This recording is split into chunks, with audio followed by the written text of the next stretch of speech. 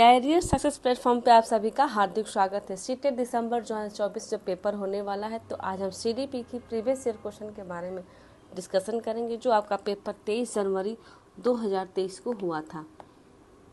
23 जनवरी 2023 को पेपर जो सेट हुआ था, आज उसी के हम सीडीपी के डिस्कशन करेंगे। तो आज के सेट का फर्स्ट क्वेश्चन है कि बौद्धिक क्षमताएं जैसे कल्पना, समालोचनात्मक सोच और परासंज्ञान की चर्चा परोक्ष रूप से विकास के डैश डैश डैश के क्षेत्र के अंतर्गत की जाती है।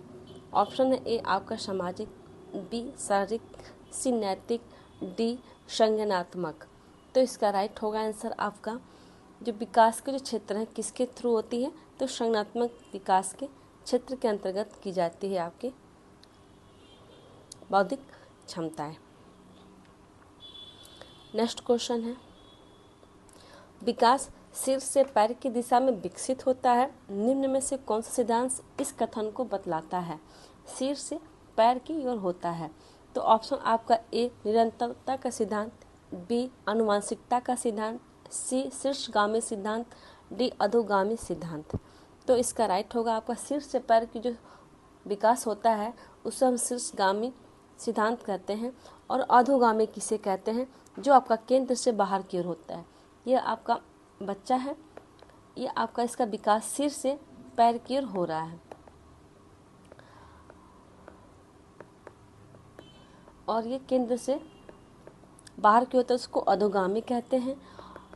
और जो सिर से पैर की तरफ विकास होता है उसे हम कहते हैं शीर्षगामी सिद्धांत कहते हैं। नेक्स्ट क्वेश्चन है प्रारंभिक वर्षों में निम्न में से कौन सी संस्थाएं बच्चों के समाजीकरण में प्राथमिक संस्थाओं की भूमिका निभाती है? ऑप्शन है ए आपका स्कूल और मुद्रक संचार, बी सामाजिक संचार और कानून, सी परिवार और पास पड़ोस, डी पास पड़ोस और सामाजिक नीति। तो इसका राइट होगा आंसर आपका ऑप्शन हो जाएगा सी परिवार और पास पड़ोस इसका भूमिका निभाती है। नेक्स्ट क्वेश्चन है जीन पियाजे के संज्ञानात्मक विकास के सिद्धांत के अनुसार किस चरण पर ज्यादातर बच्चे सुरक्षा संप्रत्यय से संबंधित कार्य कर लेते हैं? ऑप्शन है ए संवेदीगामक, बी पूर्व संक्रियात्मक, सी मूर्त संक्रियात्मक, डी औपचारिक संक्रियात्मक। तो इसका राइट होगा आंसर आपका ऑप्शन हो जाएगा सी मूर्त संक्रियात्मक अवस्था में होती है ये। नेक्स्ट क्वेश्चन है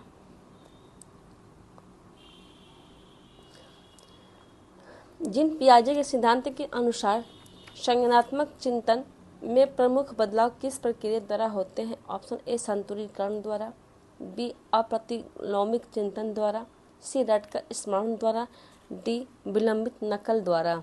तो इसका राइट होगा आंसर आपका ऑप्शन जाएगा ए संतुलीकरण के द्वारा आपका संज्ञानात्मक चिंतन में प्रमुख बदलाव की प्रक्रिया के द्वारा होता है। नेक्स्ट क्वेश्चन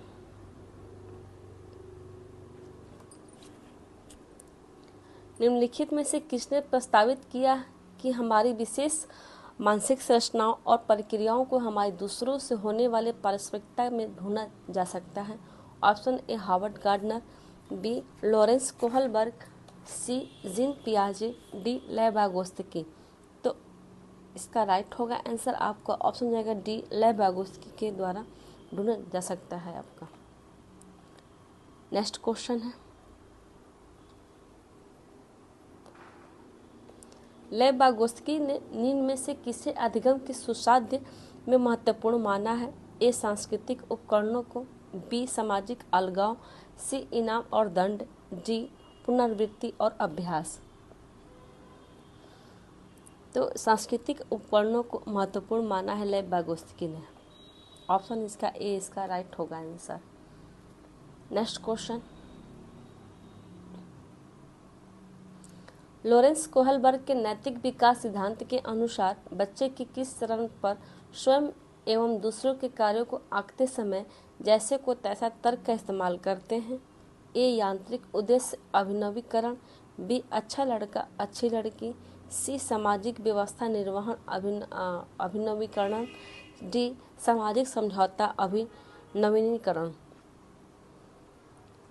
तो इसका राइट होगा आंसर आपका ऑप्शन हो जाएगा ए, यांत्रिक उद्देश्य अभिनवीकरण। इसका सही होगा, जैसे को तैसे का तर्क का इस्तेमाल करते हैं यांत्रिक उद्देश्य अभिनवीकरण में।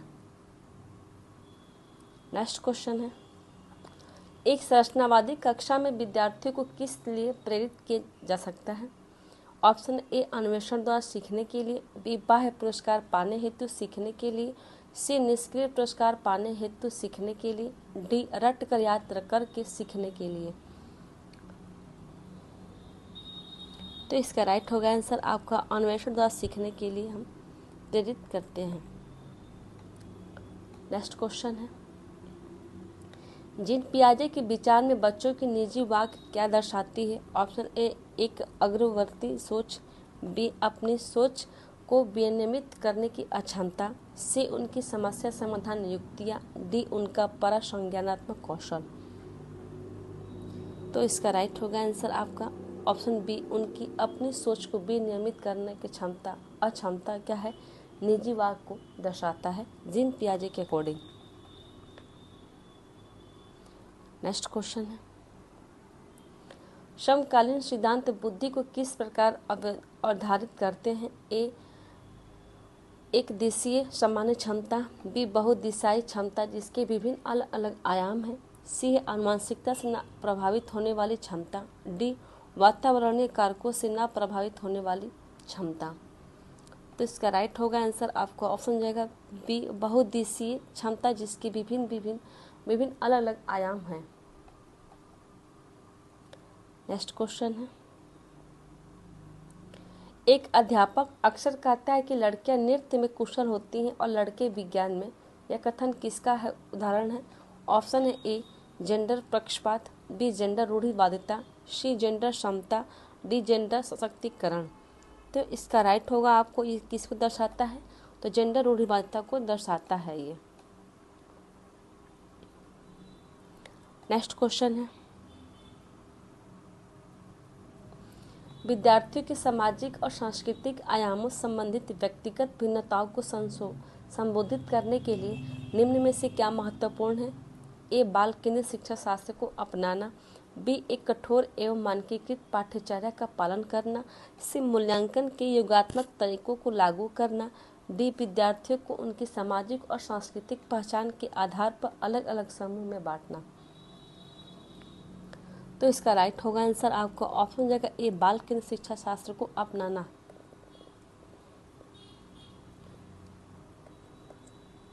इसका राइट होगा आंसर ऑप्शन ए।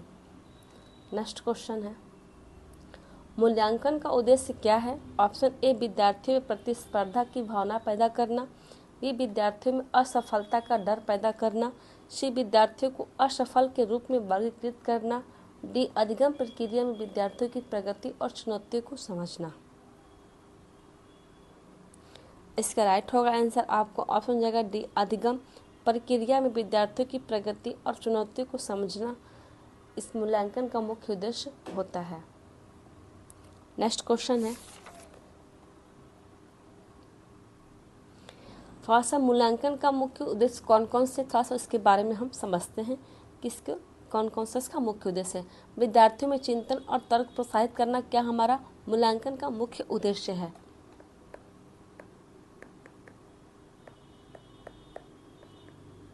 विद्यार्थियों में चिंतन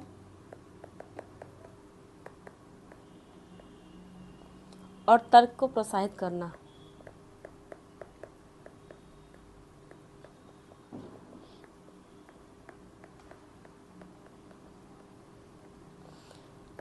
दूसरा पॉइंट है कि शिक्षण की प्रभावशीलता पर पता लगाना।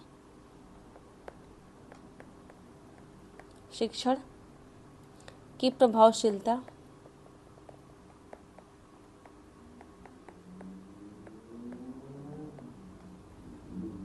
पता लगाना, ये हमारा क्या है मूल्यांकन का मुख्य उद्देश्य है। विद्यार्थी के निष्पादन को जानना और सुधार लाना।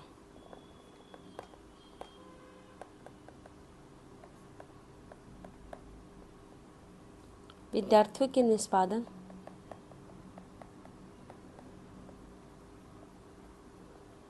को जानना और सुधार लाना।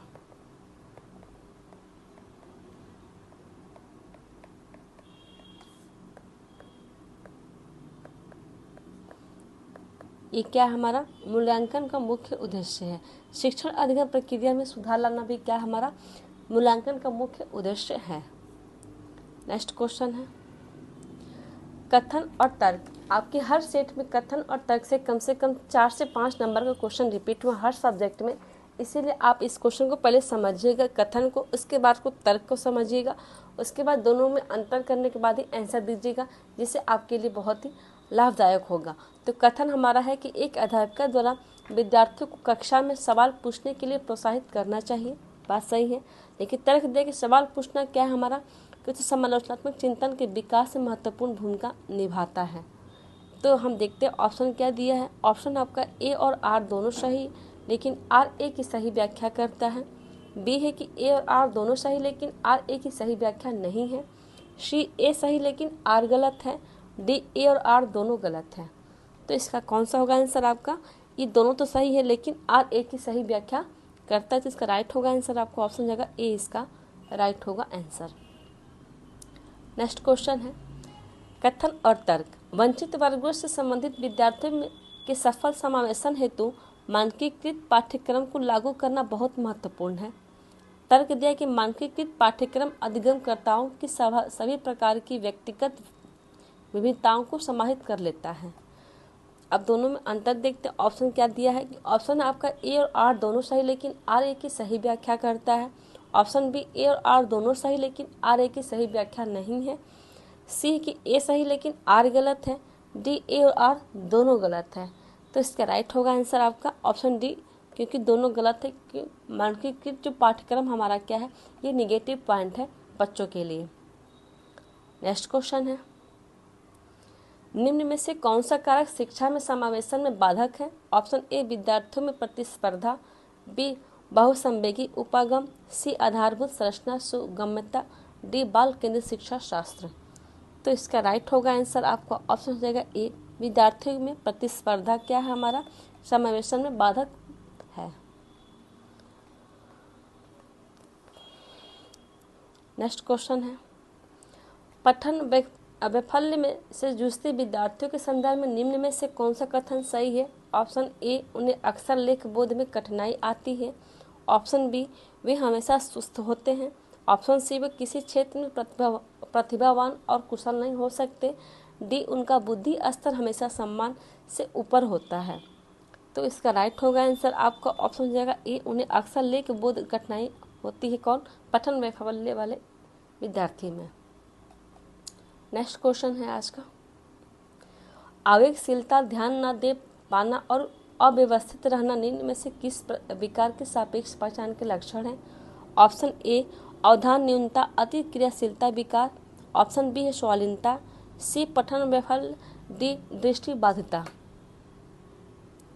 तो इसका राइट होगा आंसर आपको ऑप्शन होगा ए अवधान न्यूनता और अति क्रियाशीलता विकार हमारा क्या है सापेक्ष पहचान के लक्षण है आवेगशीलता के।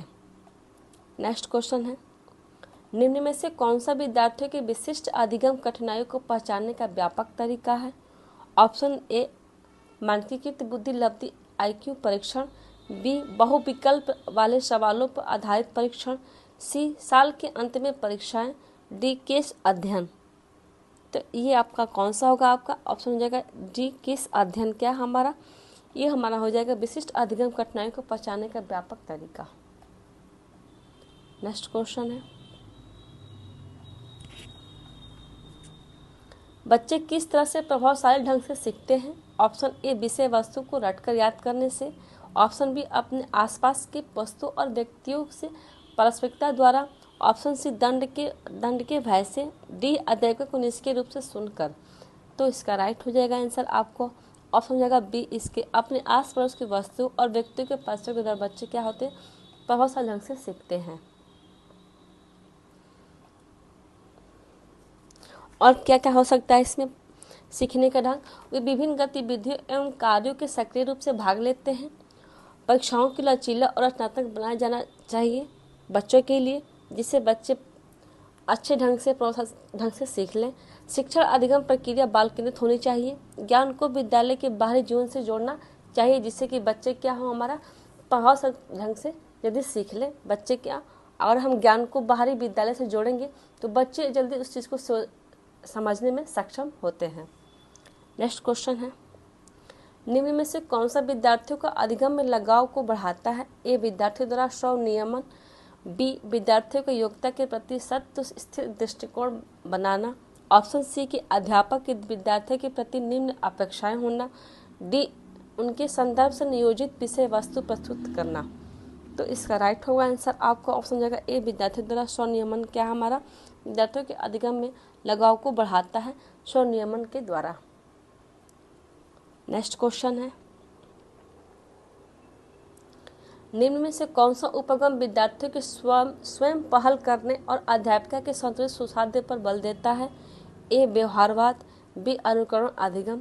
सी, प्रतिपादक शिक्षण। डी, सामाजिक संरचनावाद। तो इसका राइट होगा एक आंसर आपका कौन सा हो जाएगा? ऑप्शन हो जाएगा डी, सामाजिक संरचनावाद। क्या हमारा अध्यापिका के संतुलित सुसाध्य पर बल देता है। नेक्स्ट क्वेश्चन है, कथन और तर्क। ये तीसरा आपका क्वेश्चन इस सेट में है। तो कथन है कि एक संरचनावादी कक्षा में यह महत्वपूर्ण है कि ऐसे अवसर पैदा किए जाए जिससे विद्यार्थियों में समालोचनात्मक सोच और समस्या समाधान कौशलों के विकास में मदद मिले। तर्क के सार्थक अधिगम मुख्य रूप से ज्ञान का ज्यों का त्यों पुनरुत्पादन है। सही विकल्प कौन सा होगा? ए, आपका ए और आर दोनों सही लेकिन आर ए की सही व्याख्या करता है। बी है कि ए और आर दोनों सही लेकिन आर ए की सही व्याख्या नहीं है। सी, ए सही लेकिन आर गलत है। डी, ए और आर दोनों गलत है। तो इसका राइट होगा आंसर आपको ऑप्शन हो जाएगा सी, ए सही है लेकिन आर गलत है इसमें, इस विकल्प में। नेक्स्ट क्वेश्चन है, त्रुटियां क्या है? ऑप्शन ए, अधिगम प्रक्रिया में कोई भूमिका नहीं निभाती। ऑप्शन बी, केवल नकारात्मक पुनर्बनन द्वारा दूर की जा सकती है। ऑप्शन सी, केवल वो विद्यार्थियों करते जिन्हें अधिगम अक्षमता होती है। ऑप्शन डी, के अध्यापक द्वारा अच्छे तरीके से विश्लेषण की जानी चाहिए ताकि अधिगम कमियों को समझा जा सके। तो इसका राइट होगा आंसर आपका कौन सा? तो इसका ऑप्शन हो जाएगा डी, इसका राइट होगा कि अध्यापक द्वारा अच्छे तरीके से विश्लेषण की जानी चाहिए ताकि अधिगम कमियों को हम समझा सके गलतियों के द्वारा। नेक्स्ट क्वेश्चन क्या, संज्ञानात्मक कौशल जैसे कि ध्यान, स्मृति और समस्या समाधान इत्यादि है। क्या है? ऑप्शन ए है आपका, पर व्यक्ति भावनात्मक स्थिति का कोई असर नहीं होता। ऑप्शन बी, के सकारात्मक भाव द्वारा नकारात्मक रूप से प्रभावित होते हैं। ऑप्शन सी, के नकारात्मक भाव द्वारा सकारात्मक रूप से प्रभावित होते हैं। डी, व्यक्ति पर व्यक्ति की भावनात्मक स्थिति का गहरा असर पड़ता है। तो इसका राइट होगा आंसर आपका ज्ञान और स्मृति, समस्या समाधान इत्यादि किस पर है? ऑप्शन डी, पर व्यक्ति भावनात्मक स्थिति का गहरा असर पड़ता है इस चीज का। नेक्स्ट क्वेश्चन है, एक अध्यापिका को विद्यार्थियों को सीखने के लिए क्यों अभिप्रेरित करना चाहिए? ऑप्शन देखते हैं। ऑप्शन ए, दूसरे के ऊपर श्रेष्ठता पाने के लिए। बी, मूर्त पुरस्कार जैसे कि नगद इनाम, प्रमाण पत्र इत्यादि पाने के लिए। सी, संप्रत्यय की समझ बढ़ाने के लिए। डी, अध्यापिका और माता पिता की प्रशंसा पाने के लिए। तो इसका राइट होगा आंसर आपका संप्रत्यय की समझ बढ़ाने के लिए हमें क्या करना चाहिए? विद्यार्थियों को सीखने के लिए अभिप्रेरित करना चाहिए। नेक्स्ट क्वेश्चन है, निम्न अभिलक्षणों का कौन सा युग में विद्यार्थियों की समस्या समाधान क्षमताओं को सकारात्मक रूप से बढ़ाता है? ए, अनुक्रिया समुच्चय परासंज्ञान। बी दिया आपका समरूपक सोच, प्रकार्यात्मक स्थिरता। सी, अनुक्रिया समुच्चय अभिसारी सोच। डी, अपसारी सोच और परासंज्ञान। तो इसका राइट होगा आंसर आपका ऑप्शन डी, अपसारी सोच और परासंज्ञान रूप को बढ़ाता है। नेक्स्ट क्वेश्चन है, अपसारी सोच किसे कहते हैं? थोड़ा इसके बारे में सोचते हैं। अपसारी सोच किसे कहते हैं? अपसारी सोच का सृजनात्मक सोच भी कहा जाता है। जब किसी विद्यार्थी के समक्ष कोई समस्या प्रस्तुत की जाती है तो वह उस समस्या के समाधान के लिए अपनी कल्पना शक्ति का जो प्रयोग करता है, जो खुद से अपनी समस्या समाधान करे, उस समस्या का अनेक समाधान देता है। तो इस प्रकार की सोच को हम क्या कहते हैं? अब सारे सोच मतलब हम किसी बच्चे को दिए हैं कि आप एक मैथ का क्वेश्चन हल कीजिए, लेकिन हम कहेंगे कि आप इस तरीके को, इस मैथ के जो क्वेश्चन है आप अपने तरीके से हल कीजिए, तो अनेक तरीके से उसको सॉल्व करना चाहता है, तो क्या होता है हमारा अब सारे सोचता मतलब उसको करने के लिए बिल्कुल आप उसको खुला छूट दीजिए। परसंज्ञान का मतलब क्या हो गया, तो परसंज्ञान को भी हम अधिसंज्ञान कहते हैं। परसंज्ञान अपने स्वयं के चिंतन के बारे में सोचने की प्रतिक्रिया क्या है हमारा परसंज्ञान, या इसको अधिसंज्ञान भी कहते हैं।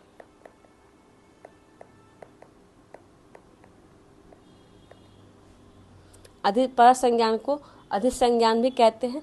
तो ये अपने स्वयं के चिंतन के बारे में सोचने की जो प्रक्रिया है, प्रतिक्रिया है, वो क्या हमारा परसंज्ञान है। और अब सारे सोच क्या है, तो किसी एक समस्या को हम बच्चे को देते हैं कि इसको आप सॉल्व करो, और वो अपने तरीके से जो चीज़ को सॉल्व करता है वो क्या हमारा अब सारे सोच है। नेक्स्ट क्वेश्चन देखते हैं। अब निम्न में से कौन सा कारक कक्षा में अधिगम प्रक्रिया में बाधक बन जाता है? ए, बैठने के अनम्य जो योजना, बी, जानकारी प्रस्तुत की विभिन्न तरीके, सी, विविधता के प्रति सम्मान, डी, संसाधन संपन्न वातावरण। तो इसका राइट होगा आंसर आपका ऑप्शन जाएगा ए, बैठने की अनम्य योजना क्या हमारा अधिगम प्रक्रिया बाधक बन जाता है। आज के सेट का लास्ट क्वेश्चन है, विद्यार्थियों को एक नए संप्रत्यय के अधिगम में सहयोग हेतु एक अध्यापक को क्या करना चाहिए? ए, संप्रत्यय को केवल एक ही तरीके समझाना चाहिए। ऑप्शन बी की भाषा वाली और चिन्ह संकेतों को स्पष्ट करने को बचना चाहिए। सी है पूर्व ज्ञान को सक्रिय करने से बचना चाहिए। डी, विभिन्न उप संप्रत्ययों के बीच संबंध स्थापित करना चाहिए। तो इसका राइट होगा आंसर आपका ऑप्शन डी, विभिन्न उप संप्रत्ययों के बीच संबंध स्थापित करना चाहिए। आज का सेट यही समाप्त होता है। वीडियो को लाइक, सब्सक्राइब एंड शेयर जरूर करें। Thank you.